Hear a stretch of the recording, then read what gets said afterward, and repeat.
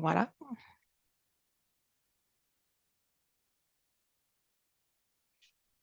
Et donc, vous devriez bien m'entendre et voir l'écran avec la première page.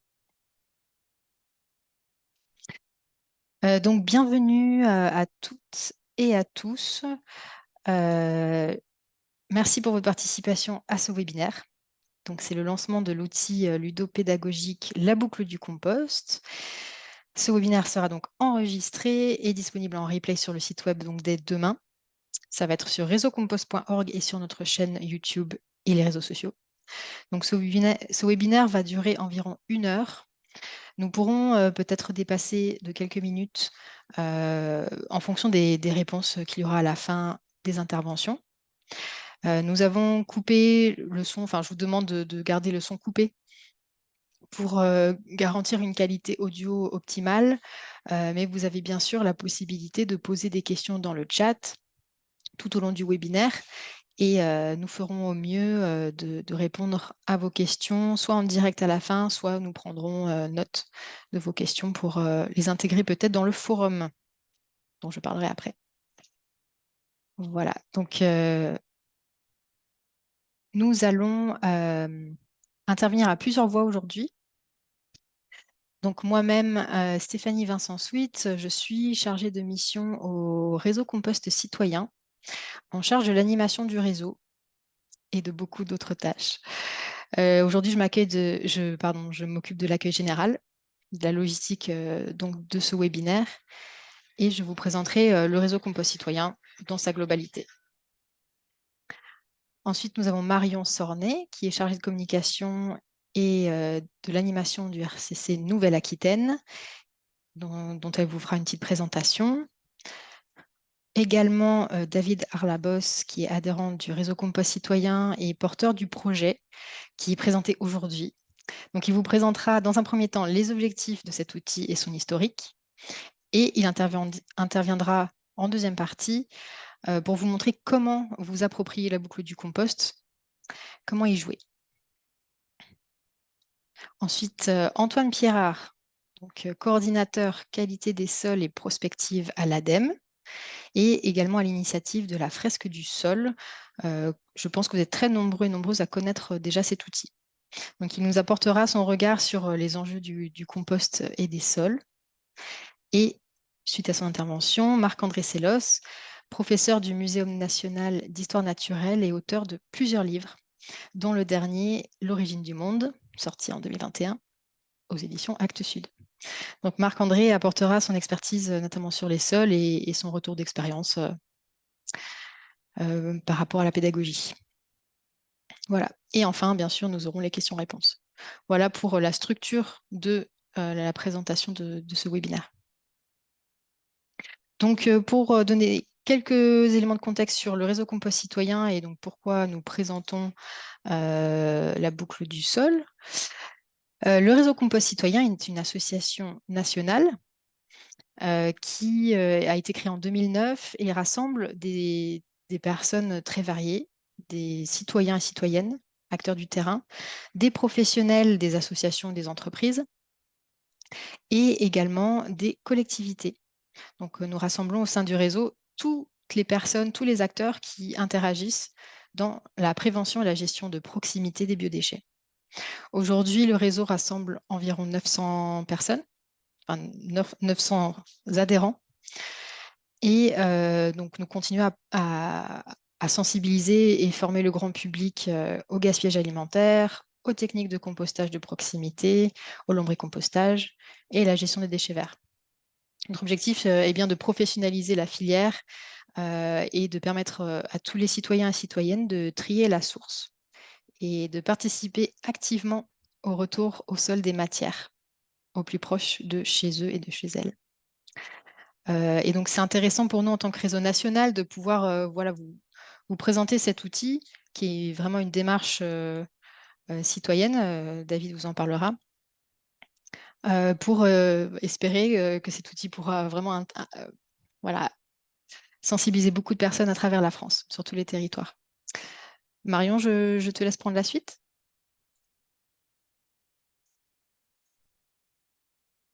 Hop, ça y est, j'ai trouvé le son. Donc le réseau RCC Nouvelle-Aquitaine, donc donc la déclinaison sur la grosse région Nouvelle-Aquitaine. Nos actions, en fait, c'est vraiment outre fédérer hein, les acteurs, mais aussi les structurer, puisque voilà, on est quand même sur un marché très nouveau. Organiser des rencontres. Donc, nous, on fait au moins 5 rencontres par an. Voilà. Donc, tous les 2 ans, ça change de département. Et puis là, c'est ce qui nous intéresse aujourd'hui, hein, c'est mettre à disposition hein, des outils pour faciliter le déploiement de la PG Prox. Et là, ben, on est sur un outil, je vais dire, qui a été développé par des bénévoles. Et moi, j'ai envie aujourd'hui de les applaudir parce que moi, j'ai pas fait grand-chose hein, dans cette histoire-là. Et vraiment, c'est ça l'ADN quand même du RCC, c'est ce côté citoyen. Et ben, j'ai besoin d'un outil, on se met à plusieurs et on en crée un. Et en plus, étant fresqueuse, je sais que ça va être un outil génial parce que, enfin, voilà, moi, je suis fresqueuse déchets.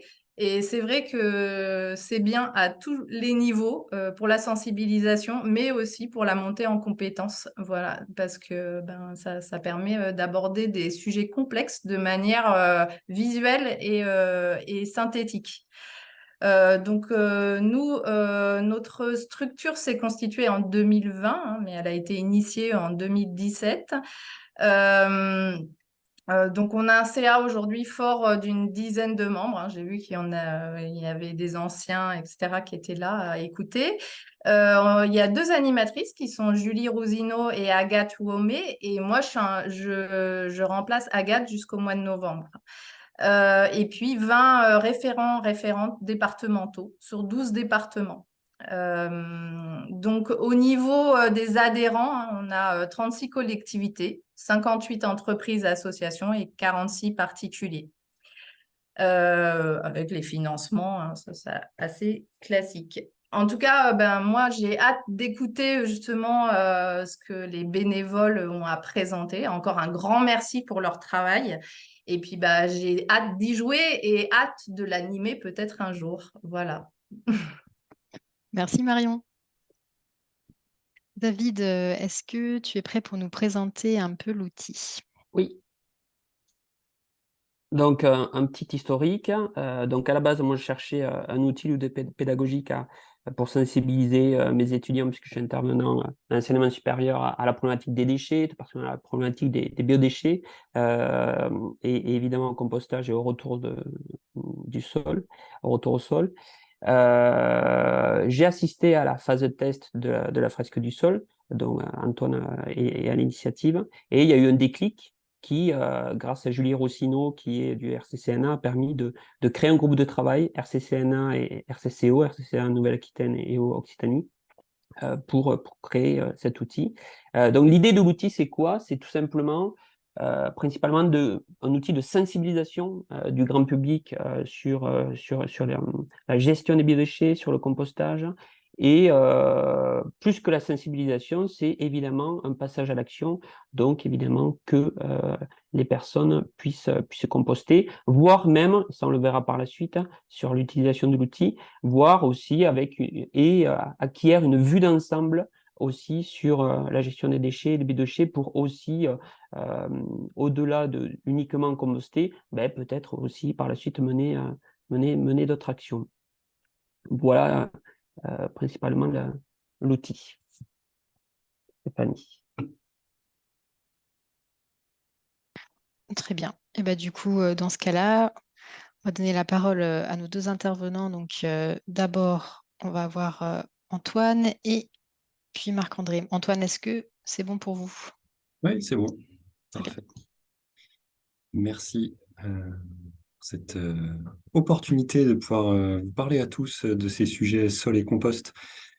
D'abord, avant de rentrer dans le sujet, je voudrais juste quand même rendre à César ce qui lui appartient, parce que vous avez noté, j'avais pas vu dans les slides créateurs de la fresque du sol, c'est très exagéré.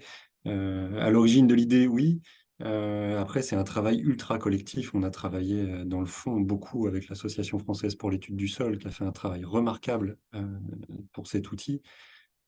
Et en particulier, elle a fait appel à toute la communauté scientifique française, adhérente de la FES, pour produire des synthèses scientifiques pour chaque carte. C'est vraiment un travail collaboratif. Donc voilà, je leur rends le crédit parce que oui, j'ai contribué, mais je suis surtout pas le créateur. Loin de là, sinon ça aurait pas été un tel outil.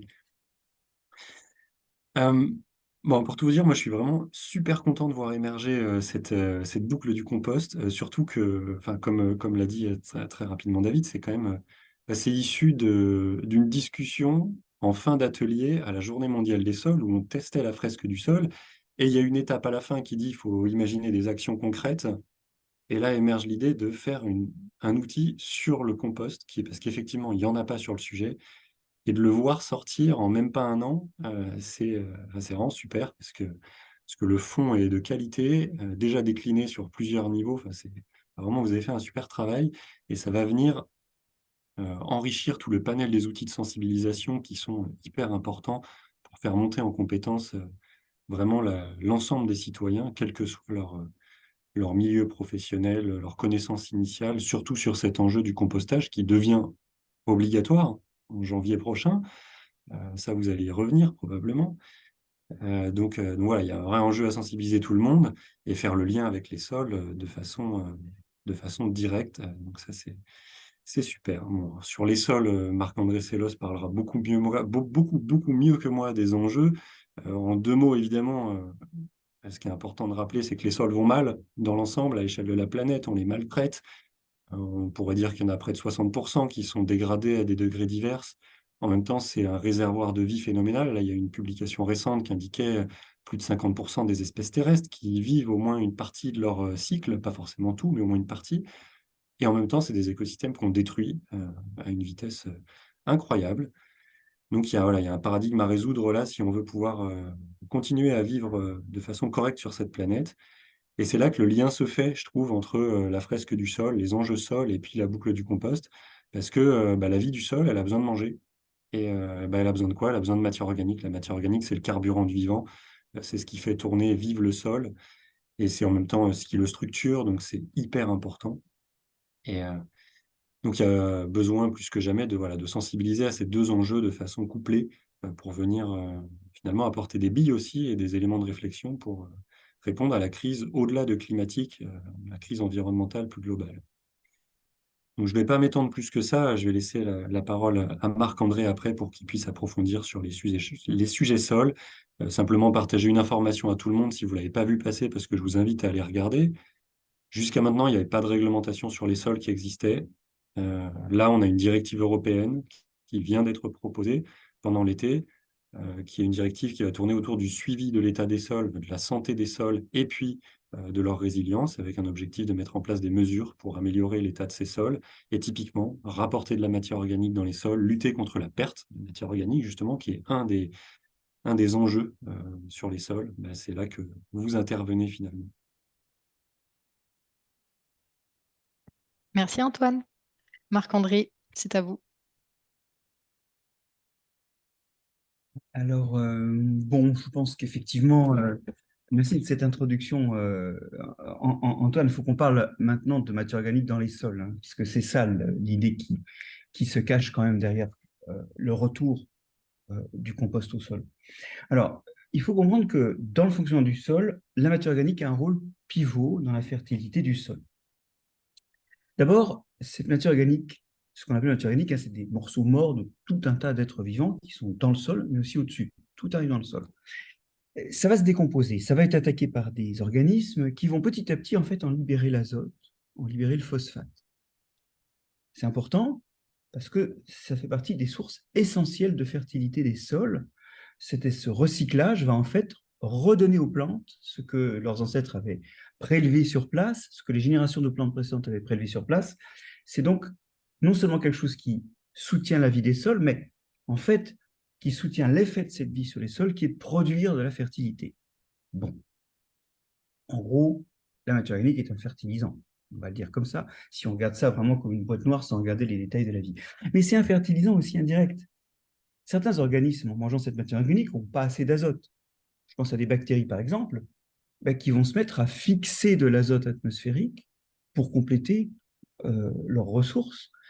Et quand elles se décomposeront à leur tour, ça fera autant d'azote qui est libéré. D'autres organismes vont aller attaquer des minéraux pour libérer du fer, du phosphate, du potassium, du calcium, parce qu'ils n'en ont pas assez.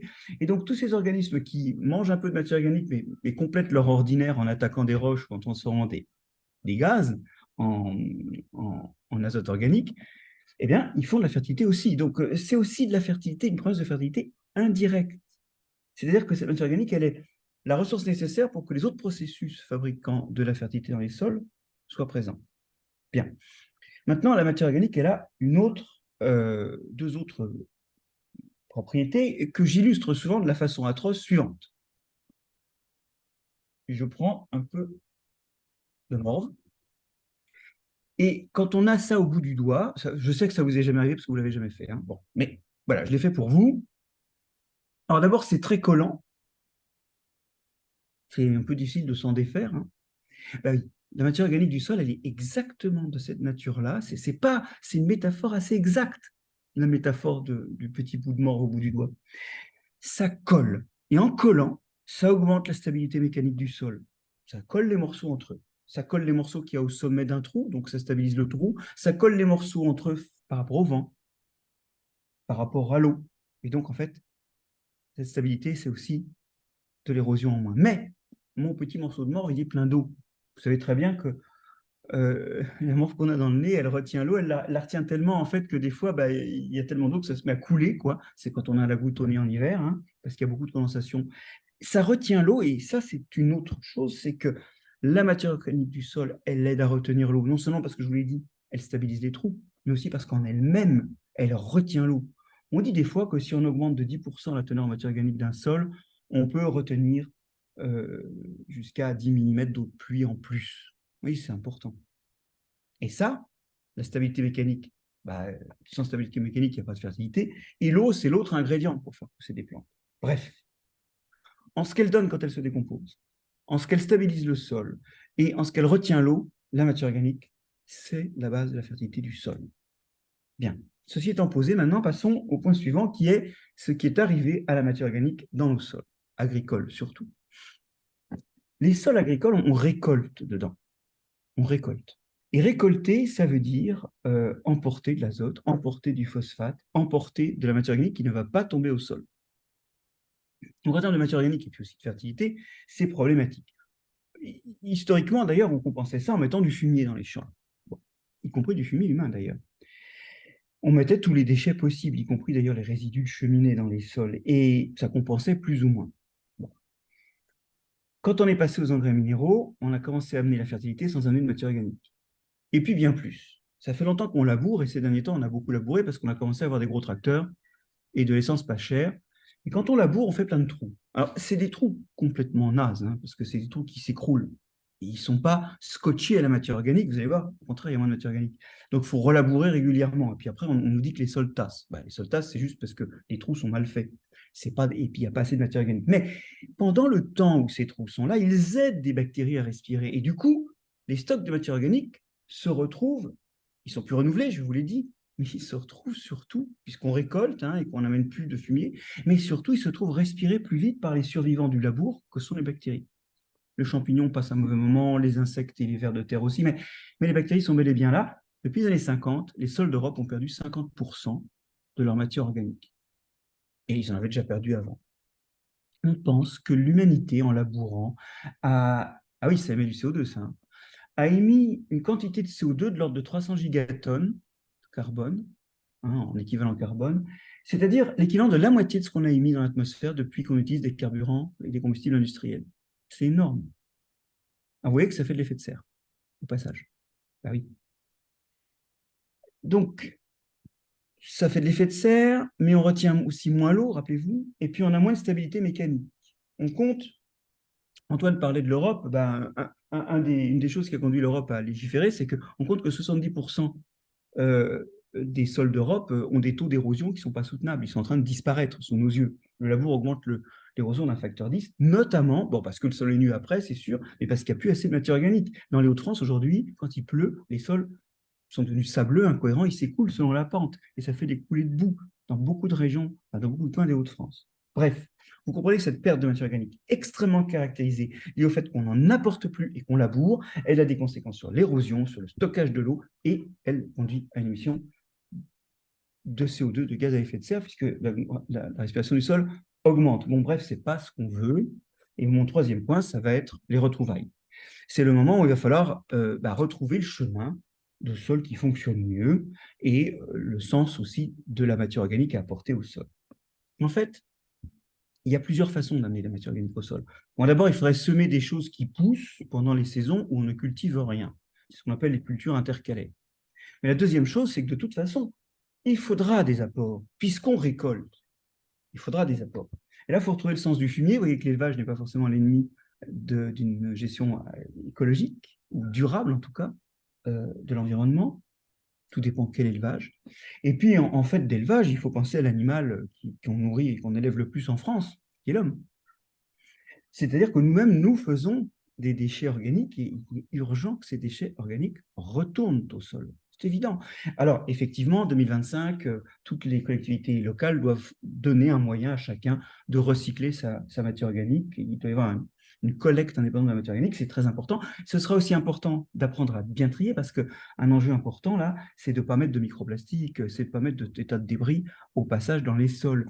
Donc là, on se dit, tiens, c'est un petit peu bête que dans les écoles, on n'enseigne pas un peu plus le vivant. Parce que trier, ça s'apprend. Qu'est-ce que je mets, qu'est-ce que je ne mets pas dans mon compost? Qu'est-ce que je restitue, qu'est-ce que je ne restitue pas au sol? C'est loin d'être évident, vous savez, pour la plupart des gens, parce qu'ils ne comprennent pas très bien ce que c'est que le vivant, ce qui est dangereux pour lui et ce qui est nécessaire pour lui. Donc, on a vraiment besoin donc, de retrouver un maximum de valorisation de notre azote, de notre phosphate, mais aussi de notre matière organique elle-même, vers les sols. Ça, c'est ce que permet le compost. Alors, moi, j'aime bien les compostages les moins avancés possibles parce que ça fait un maximum de matière organique. Quand vous compostez, une des choses qui fait que ça perd du poids et que ça perd du volume, c'est qu'il y a de la respiration. Tout ce qui est respiré ne retourne pas au sol. J'aime bien, moi, dans l'idéal, le compostage sur le sol directement. Bon, mais c'est une autre histoire, tout le monde ne peut pas le faire.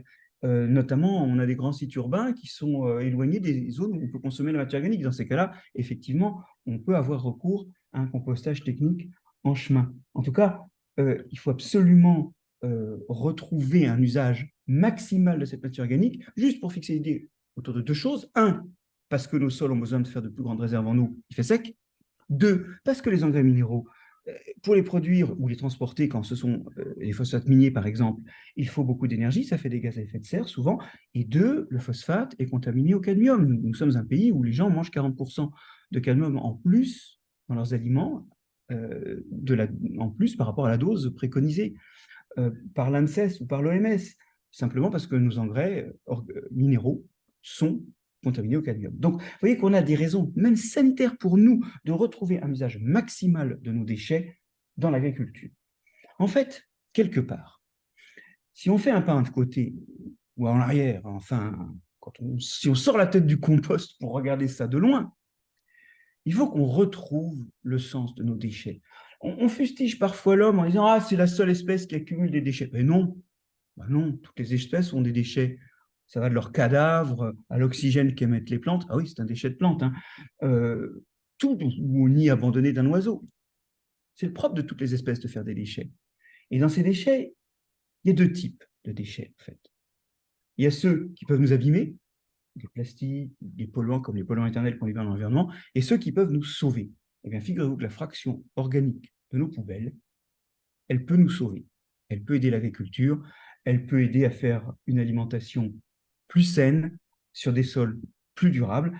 Et c'est pour ça qu'on peut se réjouir que dans une absence totale, une déréliction totale des citoyens en termes de formation par rapport au vivant et à la façon d'agir sur le vivant, il y ait des initiatives comme celle-là qui, de façon ludique, leur permettent de reprendre la main sur ce qu'ils sont et sur ce qu'ils peuvent faire avec leurs déchets. Bravo, merci. Beaucoup d'applaudissements et de la part de tout le monde. Du coup, on va prendre la suite. C'est David qui va reprendre la parole pour nous présenter vraiment physiquement à quoi ressemble cet outil ludopédagogique. Le moment que vous attendiez tous. Donc, comme vous le voyez, il y a pas une boucle, il y a 3 niveaux de boucle. Donc, on est sur un niveau de boucle débutant en haut à gauche, ensuite intermédiaire, ensuite expérimenté. Mais là, c'était pour montrer, pour ceux qui ne connaissent pas le type d'outil fresque, qu'est-ce que ça peut représenter. Donc, c'est vraiment quelque chose de physique, visuel, où à un coup d'œil, on voit normalement la dimension de la boucle, qui est le principe de cet outil. Donc, ça, sans rentrer trop dans les détails, mais on a créé un guide d'animation qui est là pour aider. Et donc, on a proposé ce schéma détaillé de jeu de cartes, où vous voyez évidemment les cartes vertes débutants, les cartes oranges intermédiaires et les cartes rouges expérimentées, quand les 3 niveaux sont ensemble, et avec une interaction avec les flèches. Donc, l'idée, c'est que évidemment, les participants construisent cette boucle et fassent le lien entre les différentes cartes pour comprendre leur interaction, en sachant que c'est un cadre ouvert, donc c'est pas exhaustif, on n'a pas mis toutes les interactions possibles, donc évidemment il y a une liberté aux participants de mettre en place d'autres formes ou d'autres interactions, tant qu'ils arrivent à l'expliquer, tant que ça reste pertinent et logique, évidemment. Sur l'autre slide, donc là, on a vraiment le cœur du réacteur au niveau de la boucle du compost. C'est évidemment d'aller de la gestion des biodéchets, donc la gestion des déchets dans son ensemble, mais tout particulièrement biodéchets, en mettant en avant évidemment une des solutions principales qui est le compostage de proximité, qui va évidemment amener du compost, et ce compost permettra un retour au sol pour avoir un sol vivant, qui permettra évidemment de fournir une alimentation qui encore aura une partie en biodéchets. Vous voyez aussi les sous-catégories dans ces étapes. Donc, autant sur la gestion des biodéchets, on a des sous-catégories de taxes, de redevances, les acteurs, les partenaires. Pour le compostage proximité, on a la réglementation, les règles d'usage, les différents types de compostage. Sur le compost, on a donc les bienfaits du compost, les ingrédients, les différents réseaux qu'il y a autour du compost, et aussi, également les différents métiers autour du compostage, et après, évidemment, au niveau du sol vivant. Donc ça, on le verra par la suite, c'est vraiment le cœur et une aide aussi pour construire cette boucle du compost. Donc sur la slide suivante, donc vous voyez les 3 niveaux de cartes, débutant, intermédiaire, expérimenté. Donc débutant, on a 24 cartes. Donc ça, c'est le niveau vert. On recommande de faire cette boucle en 1 heure. Donc vous voyez de suite que pour faire la boucle, on n'est pas obligé de bloquer 3 heures. En une petite heure, on peut déjà faire le cœur du compostage, c'est-à-dire comment composter et les bienfaits du compostage. Ensuite, au niveau intermédiaire, donc on est sur 2 heures avec 48 cartes. Ça, pour les fresqueurs, c'est un peu plus classique au niveau du nombre de cartes.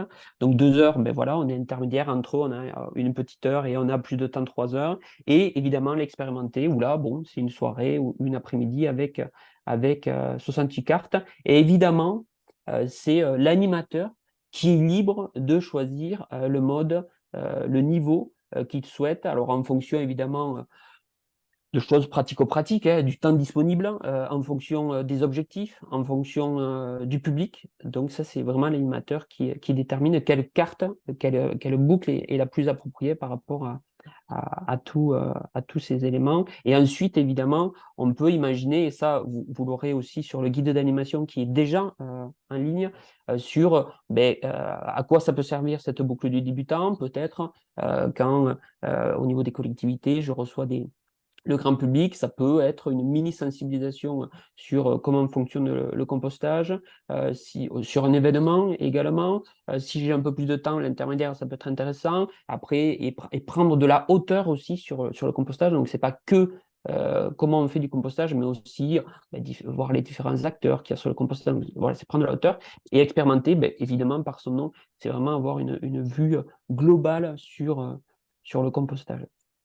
Donc ensuite, sur l'animation proprement dit. Donc, au niveau de l'introduction, en tant qu'animateur, évidemment, bon, évidemment, l'idée, c'est se présenter, expliquer son positionnement. Donc, c'est vraiment là de dire que c'est les gens qui font. L'animateur est là pour juste accompagner. Ce n'est pas en cours, évidemment. Respecter la durée, évidemment, ça c'est important. Si on part sur 1, 2, 3 heures, ben, ça respecter le timing.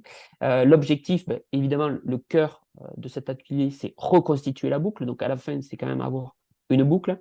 Énumérer les règles. Ben, alors, évidemment, on est sur des règles d'écoute, de bienveillance. Et les étapes, c'est le schéma global qu'on a vu, donc la gestion des biodéchets, le compostage à proximité, le compost et le sol vivant.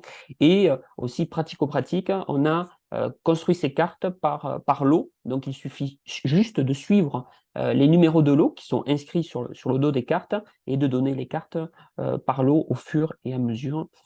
Donc pendant le jeu, voilà, je le redis, c'est vraiment le but, c'est que les gens en fassent et donc d'intervenir le moins possible. Le but, c'est un peu de débloquer quand ça avance pas ou quand il y a des questions ou quand sur des cartes débat de pouvoir développer. Et donc à la fin, ben, évidemment, c'est avoir le ressenti des participants, comment ils l'ont vécu, et tout particulièrement ben, voir qu'est-ce qui peut se passer. Donc évidemment, l'idée, c'est de passer à l'action. Donc c'est peut-être aussi l'animateur de donner des idées, de peut-être mettre en place donc, un composteur chez soi, ou un composteur en pied d'immeuble, ou au niveau du quartier, enfin, les différents types de compostage qu'il peut y avoir. Pour ceux qui peuvent être intéressés aussi, c'est rappeler les formations qui existent, hein. Donc formation de référents de site, de guide composteur, de maître composteur. Et évidemment, c'est aussi de communiquer sur l'atelier, donc faire une photo, la mettre sur ses propres réseaux sociaux et évidemment taguer le RCC régional pour communiquer dessus et pour aussi faire un effet de boule de neige. Évidemment, le but, c'est que le plus de personnes puissent être sensibilisées par cet outil de boucle du compost. La slide suivante, on est sur le timing, donc la décomposition de l'atelier. Donc, le premier tiers de temps, quel que soit 1 heure, 2 heures ou 3 heures, hein, le premier tiers de temps, on est sur la construction de la boucle. Donc, on va placer, donc les participants vont placer les cartes et en mettant des flèches, des interactions entre les cartes. La deuxième phase, c'est ce temps de décoration, de coloriage. Le but, c'est évidemment que ce soit, comme on l'a dit, ludopédagogique. Donc, le but, c'est d'avoir à la fin une œuvre qui attire l'attention, qui attire l'œil, et donc que ce soit tout simplement joli à voir, en tout cas intéressant à voir. Et la troisième partie, donc, qui est essentielle, c'est le débriefing, donc que les gens puissent expliquer la boucle qu'ils ont réalisée, de pouvoir échanger sur les actions qui sont mises en place. Au niveau des conseils, donc tout particulièrement pour le niveau débutant et le niveau intermédiaire, on recommande les 4 étapes, d'énumérer les 4 étapes aux participants pour qu'ils aient un repère. Donc ça, c'est un conseil, c'est pas une obligation. Donc que ce soit au niveau de la gestion des biodéchets, 2, le compostage à proximité, 3, le compost, 4, le sol vivant. Ça peut aider à structurer la boucle. Ensuite, donc, on a le matériel. Le matériel, c'est tout simple, c'est avoir une table ou 2 tables, puisqu'évidemment, si vous êtes sur niveau débutant, une table suffit largement, voire même sur un couvercle de composteur, quand vous êtes sur le terrain, avec des papiers de rouleau, des crayons à papier de couleur, une gomme, du scotch. Voilà, ça c'est vraiment basique pour constituer. Donc évidemment, il y a un temps de préparation à l'amont pour installer les tables, le papier et d'avoir le matériel à l'amont, évidemment. Fondamentalement, après, donc, on est sur le rôle de l'animateur. Ça, je le redis, mais c'est participatif, c'est interactif, donc c'est les gens qui font. Donc vraiment, 80% du temps, c'est les gens.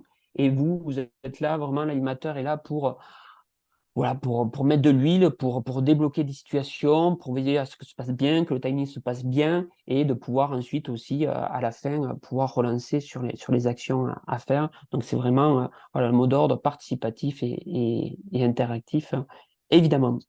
Et à la fin, évidemment, sur la slide suivante, évidemment, on rappelle que c'est évidemment une aventure humaine, c'est un projet collectif qui a été réalisé donc, par un groupe de travail RCCNA, RCCO, de bénévoles. qui a passé beaucoup de temps dessus, plusieurs mois, que ce soit en soirée, en après-midi, en week-end, en dimanche. Donc c'est Franck Jacopin de Niort, Angélique Dieu de Perpignan, Julien Martin de Royan, Céline Abignon en Chalosse, Nadège Bortolucci également en Chalosse et Valérie Marchal également de La Rochelle. Alors je souligne évidemment aussi que Céline Abignon, tout ce qui est création graphique et conception graphique, c'est elle, donc le guide d'animation et la création graphique sur les cartes. Donc il y a eu un gros travail graphique. Et également, on contribue à la boucle, donc Perrine Fontenelle, Agathe Huomé, Edith Joss et Fabienne Muller. Donc merci à tout le monde d'avoir participé à cette aventure. Stéphanie? Oui, merci David. Et bien du coup, avant de passer aux questions-réponses, donc un petit mot de conclusion avec des informations importantes. Bon, déjà, donc on espère que ce format de webinaire pour vous introduire la boucle du compost vous a plu et surtout que vous allez pouvoir aller le télécharger sur la médiathèque. C'est donc, je vais vous mettre hop, le lien dans le chat. En fait, sur tous les sites régionaux, pardon, sur tous les sites des réseaux compost citoyens, vous avez un onglet médiathèque. Là, je vous ai mis le site du national, mais vous pouvez y accéder par tous les sites régionaux. Donc, vous pouvez télécharger l'outil tout simplement en cherchant avec un mot-clé, par exemple, boucle du compost. Hop, je vous remets le bon lien du coup. C'est d'avoir plusieurs écrans ouverts. Et donc, vous avez le guide qui est en accès libre, le niveau 1 avec du coup les cartes premier niveau. Et les cartes niveau intermédiaire et expérimenté qui sont réservées aux adhérents du réseau, dans l'idée que en fait, ce sont des personnes avec un certain niveau de compétences, de connaissances, qui pourront justement aider à animer l'outil lorsqu'il devient un peu plus complexe, répondre aux questions, orienter. Voilà, et donc ça fait un bon lien avec la Fête du Sol Vivant, qui est un événement qui se passe du 27 septembre au 8 octobre, donc ça va bientôt démarrer. C'est un événement grand public qui est porté par plusieurs RCC régionaux, donc Auvergne-Rhône-Alpes, Provence-Alpes-Côte d'Azur, Occitanie, Grand Est et Nouvelle-Aquitaine. Donc c'est pas encore devenu national comme Tous au compost, mais on y travaille du coup ensemble pour déployer progressivement cette animation. Le but de la Fête du Sol Vivant, c'est de promouvoir et de diffuser par les pairs des techniques de gestion de proximité des biodéchets, de paillage, de gestion des matières végétales, compostage, jardinage naturel. Et donc, un peu comme pour Tous au compost, vous pouvez inscrire votre événement, votre animation dans la Fête du Sol Vivant. Ça s'affiche sur la carte.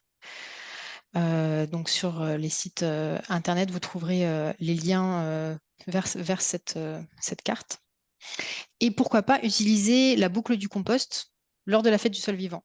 Faire un premier essai et faire des retours, pourquoi pas dans le forum. Donc en fait, sur le site du réseau Compost Citoyen, il y a un espace qui est réservé aux adhérents, qui est le forum d'échange. Et donc ce matin, David a lancé un sujet sur la boucle du compost, ce qui va permettre à tous les utilisateurs qui sont adhérents de l'outil d'échanger, poser leurs questions, faire leur retour d'expérience et créer une communauté, une dynamique autour de cet outil. Donc sur le site du réseau national, vous allez dans le forum, c'est le forum vie du réseau et c'est la boucle du compost. Voilà. Donc, en attendant que tout le monde teste l'outil, si vous avez des questions sur le compostage, les formations, sur les prochains événements, bien sûr, continuez à nous suivre sur les réseaux sociaux, notre site internet, y compris dans votre région. Et maintenant, du coup, on va passer à des questions-réponses parce que c'est bon, on a fait notre timing super bien. Bravo à tout le monde. On va prendre donc un quart d'heure de questions-réponses. Alors Marion, si tu veux nous rapporter... Alors, oui, bah alors, tout le monde devait être beaucoup écouté parce que j'ai pas beaucoup de questions. Il y en a deux qui ont été répondues. Pourquoi les micro-organismes sont mauvais pour les sols? Donc ça, c'est Antoine qui a répondu. Et est-ce que les diaporamas seront dispo? Tu as dit, Stéphanie, qu'a priori, oui, sur le site du RCC. Oui, c'est Voilà. ça. Et j'avais une question de Muriel qui demandait si le niveau débutant était abordable pour des enfants. Oui, oui, oui, c'est tout à fait abordable. C'est vraiment l'intérêt du compost, c'est vraiment le b.a.-ba du compost. Euh, Après, sur le guide d'animation, vous verrez sur le guide d'animation, on a mis aussi des références. Niveau débutant, on peut l'utiliser dans telle ou telle situation, le niveau intermédiaire dans telle ou telle situation, le niveau expérimenté dans telle ou telle situation, pour vous aider un peu à vous placer en termes de niveau. ok. Donc, alors là, j'ai une question, si je la retrouve. Voilà. Travail très intéressant et utile, mais est-ce qu'un des enjeux plus im- important complémentaire n'est pas d'animer dans le temps, petit à petit, ces approches vertueuses avec les adhérents des composts collectifs? Tout à fait, oui, oui, c'est aussi dans le guide d'animation, Mm. je crois qu'on l'a mis dans le niveau débutant intermédiaire, où ça peut être utilisé aussi pour faire vivre tout ce qui est compostage partagé en pied d'immeuble ou de quartier. Ouais. Et alors, Charline, oui, effectivement, tu as bien compris. Donc, l'outil est libre pour les cartes débutantes et les autres sont réservés aux adhérents. Voilà. L'idée à la base sur ça, c'est on a créé un outil pour les professionnels du compostage. Donc c'est pour ça qu'il n'y a pas d'explication de chaque carte. Vous n'avez pas un guide en plus qui passe chaque carte et qui détaille. L'idée, c'est voilà, on le met en main dans les mains de professionnels qui sont déjà formés. Donc il n'y a pas besoin, donc ils peuvent le faire. Mais c'est vrai que l'idée intermédiaire expérimentée, c'est professionnel. Et au niveau débutant, ben, on l'a laissé ouvert pour que, ben, évidemment, le plus grand nombre au niveau, je pense, au niveau animateur EDD, professeur, et autres, puissent utiliser la boucle débutante voilà, pour vraiment sensibiliser au b.a.-ba du compostage. Alors, Armel demande si c'est possible d'avoir le lien sur le texte de loi. Je crois qu'il a été partagé un peu plus haut dans le chat, Armel. Existe-t-il des vidéos montrant l'atelier animé? La vidéo, c'est le webinaire au niveau explication. Après, vraiment, sur le guide d'animation, je pense qu'on a bien travaillé et vous verrez, il est assez clair. Je pense qu'à terme, on pourrait avoir des vidéos, s'il y a des bénévoles qui animent des boucles du compost et qui veulent filmer ou faire des retours vidéo, il n'y a pas de souci. Vous pourrez aussi les partager du coup sur le forum. Évidemment. Et aussi en vrai, donc lors du séminaire RCC à Saint-Malo début novembre, on fera des boucles du compost également.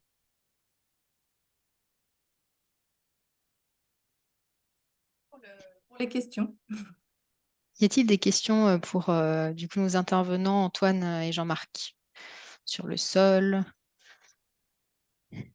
Je crois qu'il y a eu des réponses directement écrites en fait lorsque c'était posé.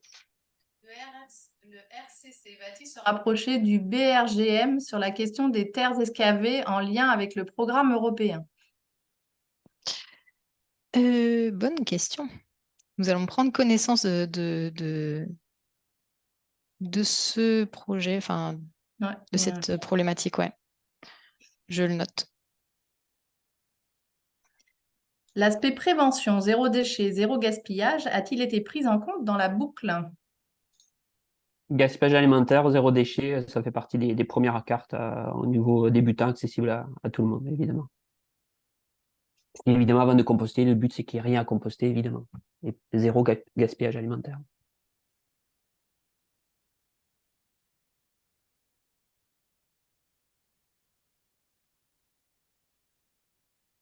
Ça me semble pas mal. Je crois que beaucoup de gens digèrent leur repas du midi. Après, peut-être rappeler que sur le forum du RCC, voilà, c'est vraiment un lien de discussion qui est ouvert où ça permettra que vous fassiez des retours, des pistes d'amélioration quand vous l'aurez testé et de pouvoir échanger aussi dessus pour l'améliorer. Ah, alors, si on a deux petites questions, demande si la loi Garot a été abordée dans la boucle et si vous avez des conseils pour réaliser l'outil une fois téléchargé. Alors, des conseils pour utiliser l'outil. Peut-être les formats, tout ça, enfin, si les Ouais, gens doivent les plastifier ou des choses comme ça. ok. Alors, il y a deux possibilités. Soit ben, on l'imprime sur papier avec le but de constituer la boucle et de la garder. Donc, par exemple, je sais pas, si c'est en classe, de l'afficher en classe ensuite. Donc là, ben, ça va être du papier simple. Après, c'est vrai que si on veut faire tourner la boucle avec le même outil, ben, c'est vrai que de plastifier, ça peut être intéressant, évidemment. Ça dépend, voilà, dans quel objectif et dans quelle situation, évidemment. Ça, je pense que tous ceux qui est fresqueurs ont l'habitude de ça. Mm. Et la loi Garot, je ne crois pas qu'elle est Non, abordée. Non. non. Alors, un petit conseil, le dernier conseil de l'animateur, effectivement, il existe à la place des feutres, il existe des crayons Woody qui peuvent être sur les tableaux blancs, etc., qu'on peut Hmm, utiliser pour écrire. super. Est-ce que Antoine ou Marc-André, vous avez des choses que vous voudriez rajouter suite à la présentation de David? Non, pas forcément. Disons que ce qu'on espère aussi, c'est que la couverture sera bonne dans les écoles, parce que c'est vraiment un truc à faire et je pense que c'est un des trucs que les ptios peuvent donner des leçons aux parents là-dessus. Mm.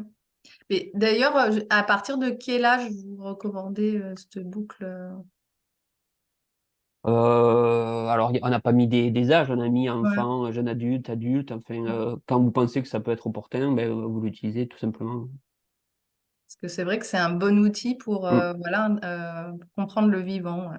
tout à fait. Peut-être Déjà, avec les rien que. retours, Oui, vas-y, vas-y. j'allais dire avec les retours d'expérience, peut-être Ouais. qu'on pourra faire un guide bis avec ce genre d'informations en plus. Ouais.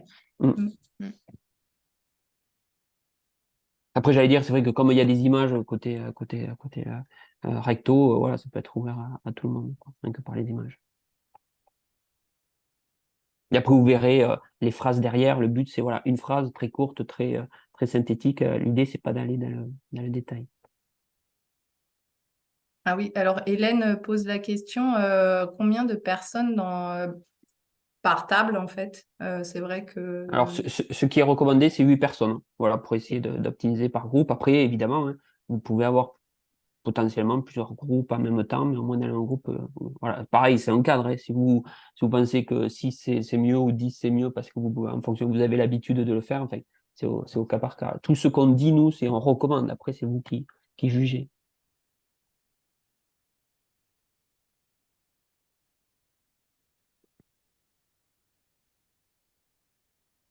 Ah oui. Est-ce que Antoine oui, veut Jade ajouter quelque chose? demande si effectivement ça peut être utilisé pour la fête du sol vivant. Effectivement, Stéphanie le recommande fortement. Ainsi que la fresque du sol, évidemment, pour la fête du Et sol ouais. vivant, évidemment. Il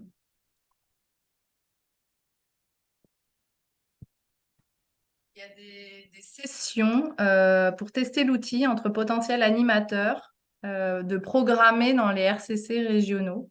Ben, parler de la rencontre nationale, Voilà, voilà, ça a été déjà, nous, testé lors de l'AG du tout à fait. RCCN. En juin, on l'a testé au niveau du Mm. RCCNA, ça notamment on l'a testé aussi au niveau du RCCO, et puis donc début novembre, le RCC à Saint-Malo. Et après, évidemment, ouvert à tous les RCC pour Ouais. qu'il y ait des choses dans chaque région, évidemment. Mm. C'est tout l'objet du travail interrégional que l'on mène ensemble, hein, c'est de se faire passer l'outil et de tous aller dans la même direction. Mm. Voilà. Puis juste rappel, hein, ce que vous avez dit tout à l'heure, il y a un forum, donc si vous voulez justement organiser ou avoir des conseils, c'est toujours, vous pouvez échanger là. Mm, mm. Forum Vie du réseau. Mm. Alors peut-être on prend Et, la... Oui, juste vas-y peut-être David. rappel. Et voilà, ne pas hésiter aussi sur ça, sur les RCC régionaux, à prendre des photos de la boucle, la mettre sur vos réseaux sociaux et à taguer, donc en taguant déjà la boucle du compost et à taguer votre RCC régional pour que ça fasse voilà, boule de neige et qu'on voie aussi un peu les remontées du terrain. C'est toujours intéressant, quoi. Avec le nombre de personnes, avec visuel, c'est intéressant pour le faire vivre, quoi.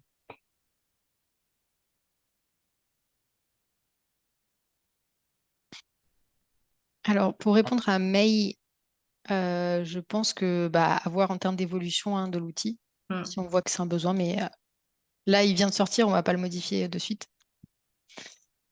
Et pour Après, Audrey, je vois Audrey, ouais, sur les maraîchers, évidemment, il y a une utilité au Mm. maraîcher. On est en train de prendre contact aussi avec la FNAB voilà, pour montrer l'outil, voir l'utilité de l'outil, pour démontrer l'utilité. Il n'y a pas trop de limites sur l'intérêt de l'outil au niveau de qui on peut toucher. À partir du moment qu'on est humain, qu'on est sur Terre, je pense qu'on peut être sensibilisé, quoi. est-ce que Antoine ou Marc-André voulaient répondre par rapport à l'intérêt pour le maraîchage du compost ou de l'agriculture? Une bonne réponse qui est celle de la proximité. C'est vrai que souvent, c'est des zones, les zones de maraîchage sont proches des zones de production de compost, sont autour des villes. Donc, il y a ce premier aspect-là.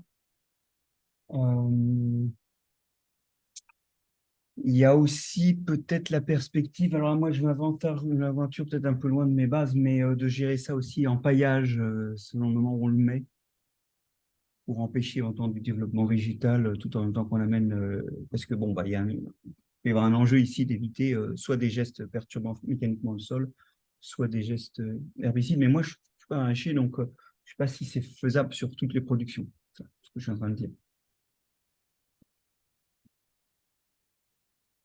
Si ça inspire d'autres gens ici. Ouais, puis en termes d'intérêt pour la fertilité des sols, je pense que ça rejoint ce que disait Marc-André tout à l'heure. Apporter du compost, donc de la matière organique, c'est plus que bénéfique pour les sols, que ce soit des sols de maraîchers ou des sols d'agriculteurs. Finalement, le problème reste le même. Et au-delà de... Enfin, il faut voir grand. Il y a effectivement la question du composteur de chaque individu dans son jardin. Et donc là, le maraîcher, c'est lui-même, s'il a un potager ou même des plantes vertes. Plutôt que de racheter du fertilisant pour ses plantes vertes, voilà, il a un compost tout produit en économie circulaire. Et plus généralement, avec ce qui va se généraliser, du tri à la source des biodéchets, pour faire du compostage et finalement du compost en beaucoup plus grande quantité, un retour au sol pour les agris et les maraîchers, ce sera hyper intéressant. Il y a déjà des sociétés qui travaillent sous ce format-là. J'ai en tête, il y a un organisme, je crois, qui s'appelle Composterie, qui fait ça, qui récupère les déchets organiques et qui permet le compostage en bout de champ pour que les agriculteurs après puissent épandre les matières organiques et ainsi de suite. Donc il y a un vrai besoin de ramener cette matière organique de là où elle vient, en fait. On en profite pour faire un coucou à Jean-Jacques Fasquelle du réseau Compost In Situ. Justement, ce dont tu parlais, Antoine. Oui, compost in situ, tout à fait. Ouais. Et je vois une question de la fourche verte là sur ce qu'on disait sur l'agriculture. Évidemment, les lycées agricoles, ça peut être un bon endroit pour réaliser la boucle du compost des lycées agricoles. Très bien. Mais je crois qu'on va s'arrêter là. Merci pour toutes les questions, tous les échanges et merci beaucoup pour vos interventions.